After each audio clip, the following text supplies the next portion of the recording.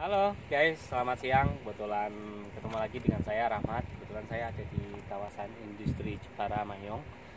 Ini saya lagi meninjau proyek yang ada di Mayong Jepara ini, kawasan industri kita. Kebetulan ini yang sudah serah terima kita. Total luas lahannya dia pengambilan sekitar ada 5 hektar dan ini merupakan pabrik furniture dari Taiwan, Furniture Garden, dan rencana kita di posisi ini yang rencananya juga mau untuk pabrik tas, yaitu dari Taiwan, luasnya sekitar 25 hektar. Ini saya lagi meninjau lokasi lahannya, ada di sini. Ini saya bisa menunjukkan beberapa lokasi. Kebetulan yang di belakang depan saya ini itu kelihatan pabriknya, itu merupakan pabrik Sami JF yang ini.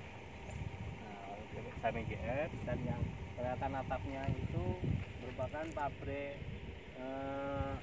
Carvalendo tas juga dari Taiwan, dan sampingnya lagi itu merupakan pabrik sepatu Adidas yaitu Peckland. Kebetulan lokasi yang sini sangat strategis sekali, kebetulan mereka juga itu lahannya dari kita semua, dan saya di sini juga akan menjelaskan beberapa tentang perizinan tentang kawasan industri di sini. Kebetulan di Mayong ini UMR-nya masih rendah, yaitu izinnya juga lebih gampang, dan karyawannya juga lebih gampang, SDM-nya gampang untuk nyarinya.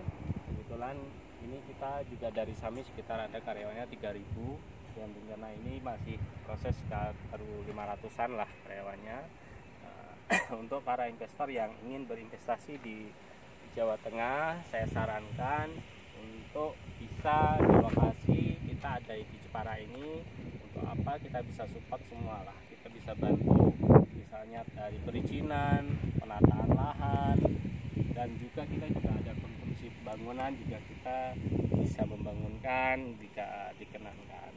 Untuk info lebih lengkap bisa menghubungi saya di nomor ini, dan untuk teman-teman yang suka dengan video ini bisa klik like dan subscribe biar bisa lebih membangun ya. Untuk info lebih lengkap, terima kasih. Selamat siang.